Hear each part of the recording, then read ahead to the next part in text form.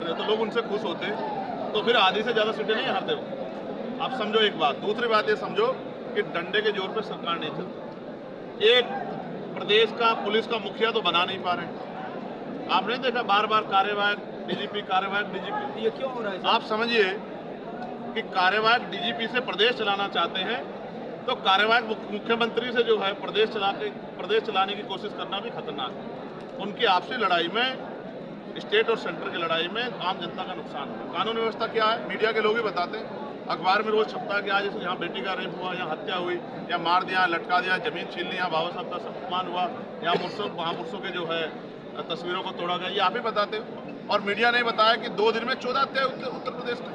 इससे बड़ी कानून व्यवस्था का जो मैं समझो कि ये खात्मा जो है, इससे बड़ा क्या होगा कि 2 दिन में एक प्रदेश में 14 हत्या होने लग जाए। तो आप समझिए एक दिन में 7 हत्या, तो ये क्या सुरक्षित प्रदेश है क्या? सर आपको कैसा लगता है कि राज्य केंद्र में क्यों सारी लड़ाई है, ऐसा आपको क्यों फील हो रहा है? ये उन्हीं के नेता जो है अपने भाषणों में बताते प्रतीत होते हैं और उनकी कार्यशैली से प्रतीत लगता है। लेकिन मेरा ये सवाल है, क्या उत्तर प्रदेश में एक भी परमानेंट डीजीपी सरकार बना पाएगी?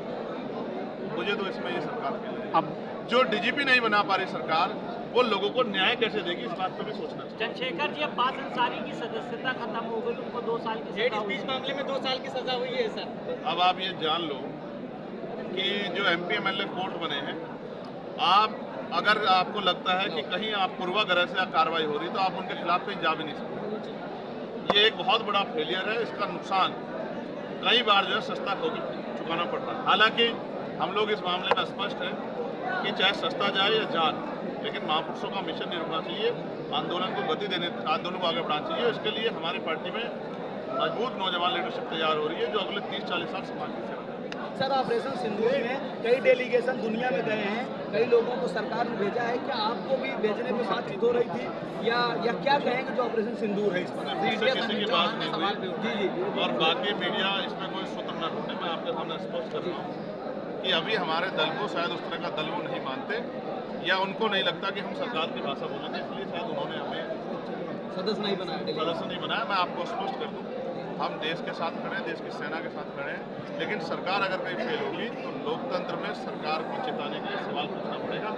सरकार उसको देश से ना जोड़े और लोगों को गुमराह करने का काम ना करे। कल ही मैंने पढ़ा कि पहलगांव हमले का मुख्य जो है साजिशकर्ता वो पाकिस्तान में देखा गया। तो हम किस चीज़ के पीछे बना रहे हैं? क्या पहलगांव में हमारे 26 परिवारों को रोंदने वाले आतंकवादी, क्या वो जमींदज हो चुके? उनके तो पोस्टर लगे हुए हैं अभी। तो हमारे देश की, हमारी सरकार किस बात की खुशी बना? मैं आपको स्पष्ट कर दूँ, हालांकि सरकार के अपने नेचर है, वो क्या करती है, लेकिन हम आतंकवाद के खिलाफ हैं और आतंकवाद का परमानेंट नाश होना चाहिए। हम ये सरकार से अपेक्षा करते थे, इसीलिए हमने उस समय कहा कि सरकार को सख्त कदम उठाने चाहिए।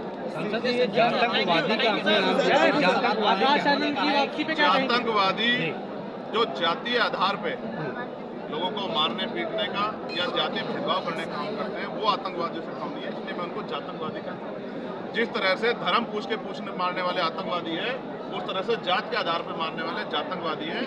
ऐसे जातंकवादियों को अपनी मानसिकता बदलनी चाहिए। और आप ये भी देखिए, भारत में संविधान के आने के बाद भी छुआछूत भेदभाव होता है, यानी कि जातंकवादियों ने अपनी मानसिकता नहीं बदली।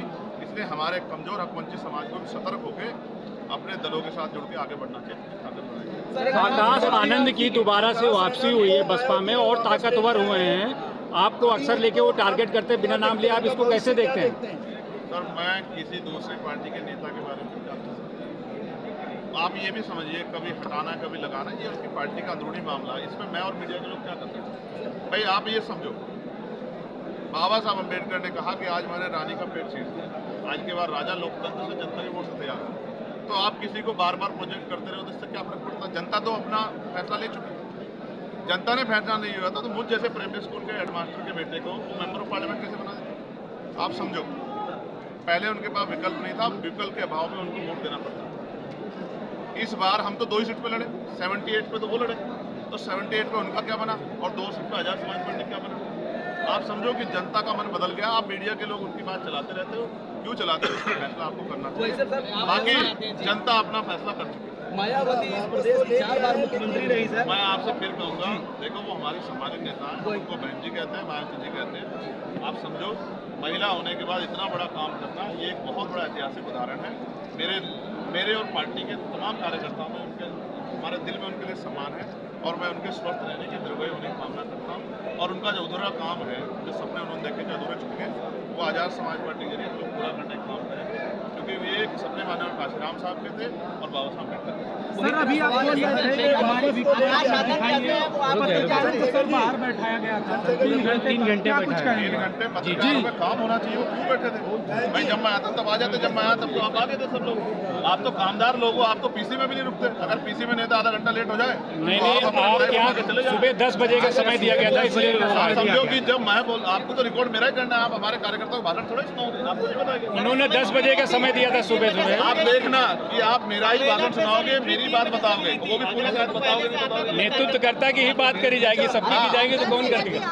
आप भीड़ देख रहे हो, पहले मेरी जगह है कहीं, आपको बताओ, तो वो आपको परेशानी ना हो, आपको भीड़ का सामना न करना पड़े, इसलिए नहीं, थोड़ा टाइम उन्होंने 10 बजे सुबह रख दिया था, उसमें लिखना नहीं चाहिए। सरकार 9 तारीख से सिंदूर अभियान चलाने जा रही है, घर घर उनके सांसद सिंदूर लेकर। नहीं, फेक नहीं। अब आप भाजपा के लोगों से पूछो, हालांकि भाजपा ने उसका खंडन कर दिया, आप लोग उसका रियलिटी चेक आ गया,